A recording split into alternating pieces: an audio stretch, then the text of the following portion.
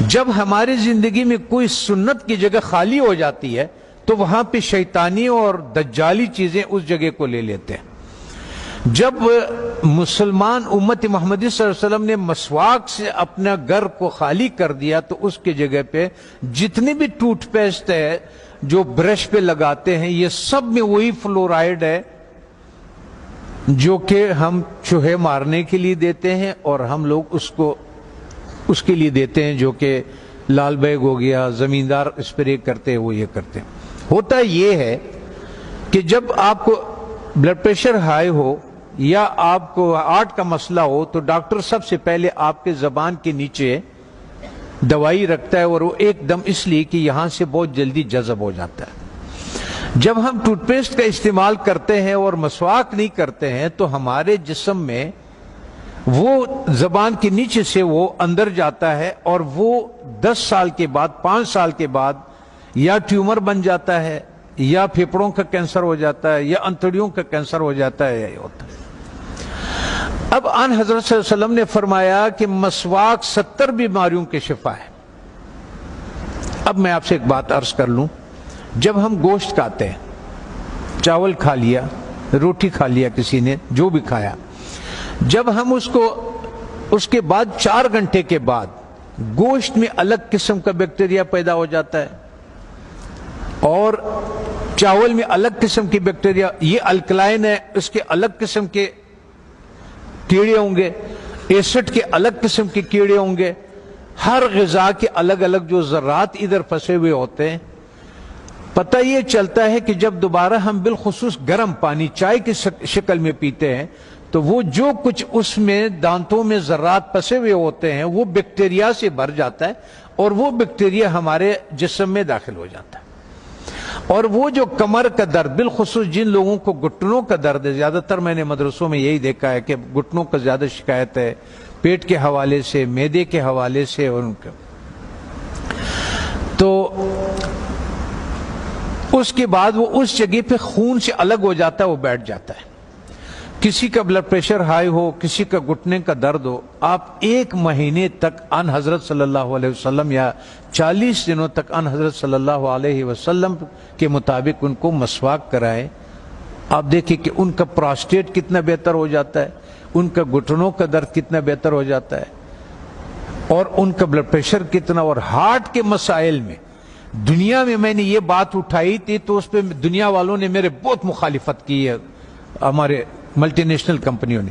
پھر ایک اسلام آباد میں ایک سیمینار لگا دل کے ڈاکٹروں کا، انہوں نے کہا ہمیں اب تحقیق سے یہ پتا چلا ہے کہ جن لوگوں کو ہارٹ کے پرابلم ہوتے ہیں اصل میں ان کے دانت خراب ہوتے ہیں۔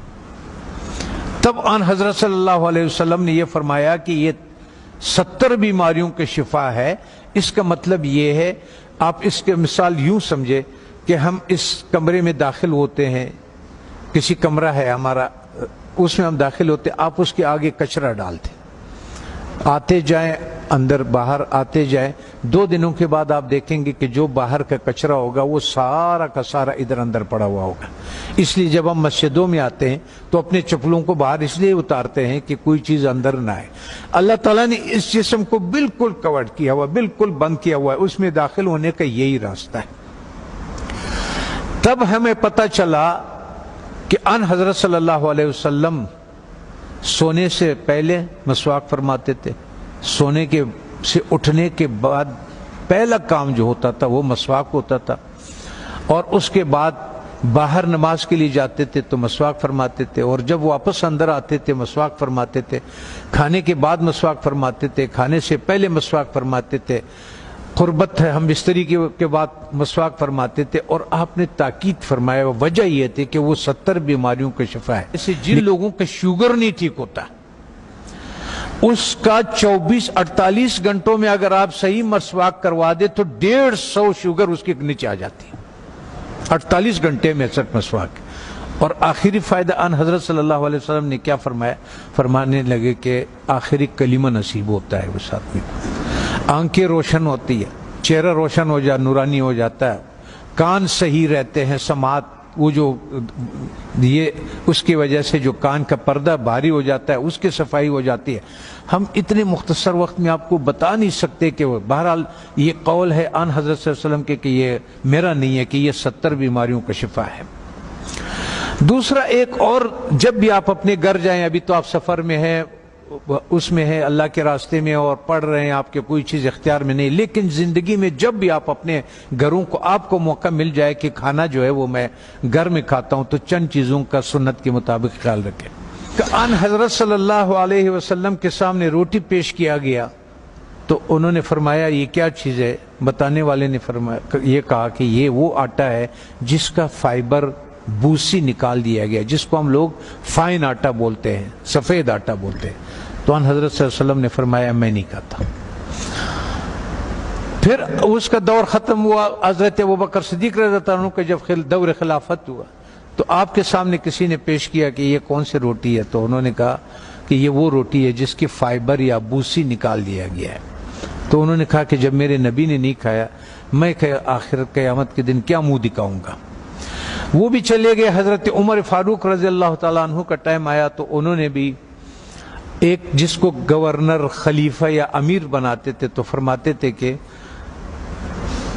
4 نصیحتیں لکھتے تھے، ان کو 5 نصیحتیں لکھتے تھے، جو بھی تھا کہ آپ نے ترکی گھوڑے پہ نہیں سوار ہونا، آپ نے یہ کپڑے نہیں پہننا، آپ نے ایک اپنا آنے کے لیے کسی کو رکاوٹ نہیں بنانا، وہ گارڈ نہیں رکھنا، آپ نے بوسا چنا وہ آٹا نہیں کھانا.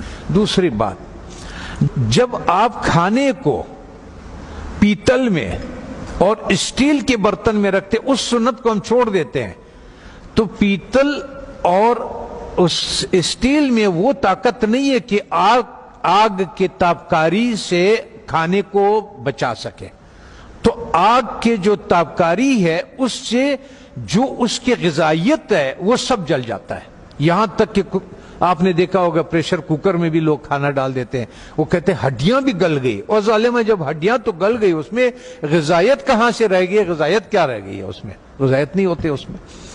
تو اس لیے ہمارا وزن بھی بڑھنا شروع ہو جاتا ہے اور ہمارا لیور بھی فیٹی لیور ہو جاتا ہے، اس پہ چربی چڑھ جاتی ہے.